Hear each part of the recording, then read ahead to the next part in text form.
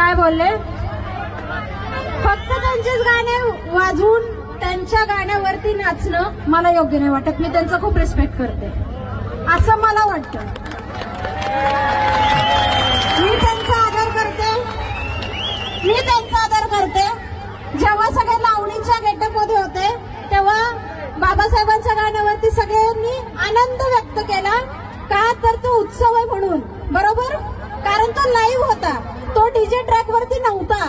ठीक आहे, पण आता पॅच चालू असताना मी परमपूज्य बाबासाहेब आंबेडकरांच्या गाण्यांवरती परफॉर्म करणं हे मला योग्य नाही वाटत.